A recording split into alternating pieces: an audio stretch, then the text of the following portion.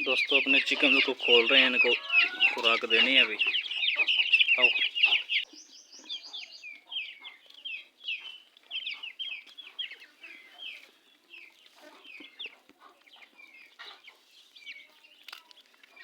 दोस्तों ये देखें, ये गर्मियों में ना सूखी रोटियां, ज़्यादा सूखी ना हो, 1 या 2 दिन, 24 घंटे या फिर 48 घंटे की जो है ना घर में बची हुई जो सूखी रोटियां होती हैं वो आपने लेनी है, जिस पे फफूंदी या फंगस वगैरह ना लगा हो। वो आपने लेकर उसके पानी में भिगो देना है। पानी में भिगोने के बाद जब ये नरम हो जाती है, फिर ये अपने चिक्स को आपने खिलानी है, अपने पेट्स को, परिंदों को खिलानी है।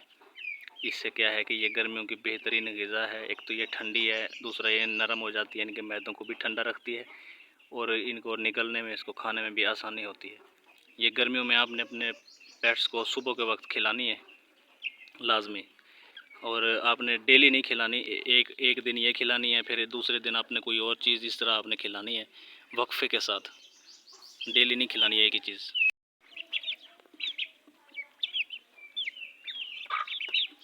ये देखें दोस्तों, ये मेरे डक के बच्चे भी ये देखें खा रहे हैं इसको, रोटी को। ये पानी में भीगी रोटी है। ये गर्मियों में बेहतरीन चीज़ है, ठंडी होती है और इनको गर्मी का मुकाबला करने के लिए बेहतरीन चीज़ है। इनको गर्मी कम लगेगी, ठंडी खुराक आपने देनी है। आज की ये जो मेरी वीडियो है, इसमें मैंने आपको एक डाइट के बारे में बता दिया है। इंशाल्लाह अगली वीडियो में जो है वो एक और ख़ुराक है वो आपको बताऊंगा, जो आपने गर्मियों में अपने परिंदों को, अपने पेट्स को और इनको चिक्स वगैरह को आपने इम्प्लीमेंट इन पर करनी है।